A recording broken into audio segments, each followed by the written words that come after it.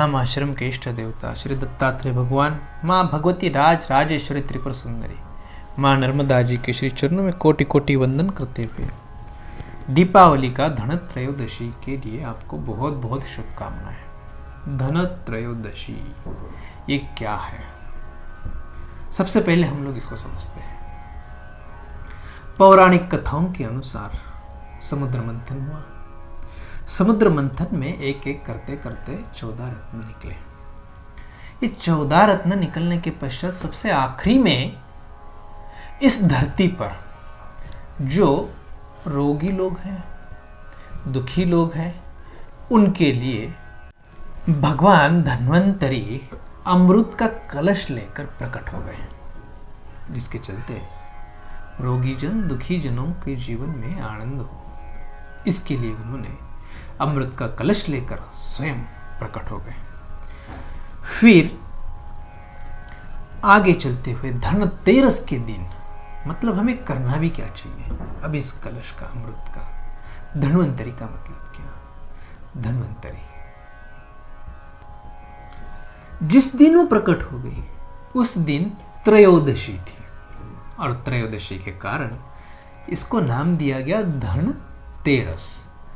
अब इस दिन 13 दिन, तो मतलब हमें धनत्रयोदशी के दिन 13 दीपक लेना है, और सुबह शाम संध्या के समय, सुबह सूर्योदय के पूर्व हमें 13 दीपक लेकर उनको अलग अलग जगह पर जलाने हैं घर के आसपास, जो हम लोग इनका स्वागत सत्कार, उनका एक आदर व्यक्त कर सके और उनका कृपा आशीर्वाद हम प्राप्त कर सके, जिसके लिए हमें यह विधि करना है।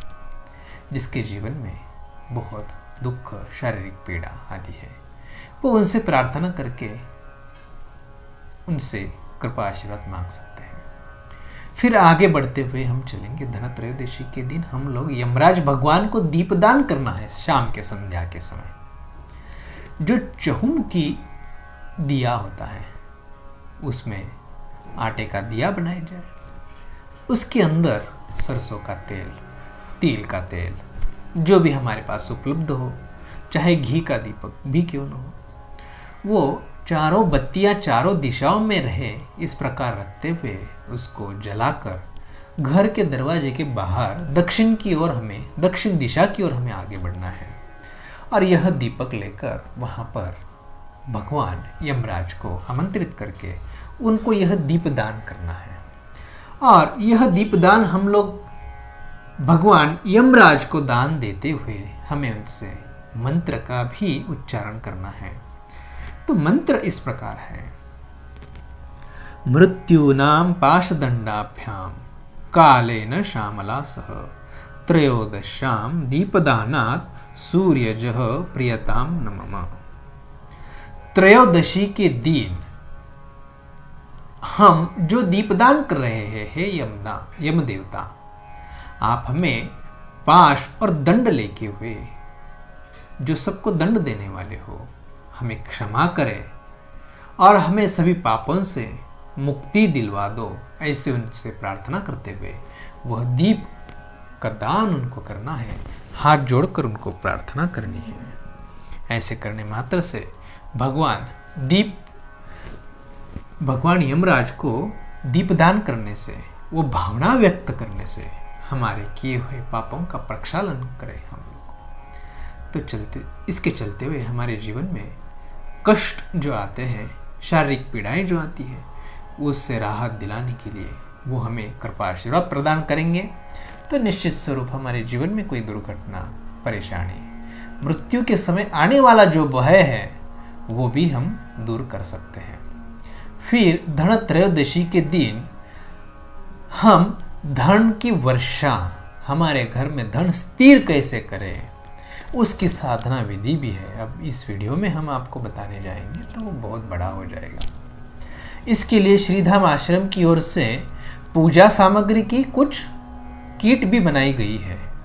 एक बॉक्स बनाया गया है जिसके अंदर यह सब सामग्री हमने बना के रखी हुई है। किसी और वीडियो में इसका भी हमने उल्लेख किया गया है, उसको भी आप सुन सकते हो, देख सकते हो। वह सामग्री आप श्रीधाम आश्रम से प्राप्त कर उसका विधि किस प्रकार है वो भी आप श्रीधाम आश्रम से ले सकते हो।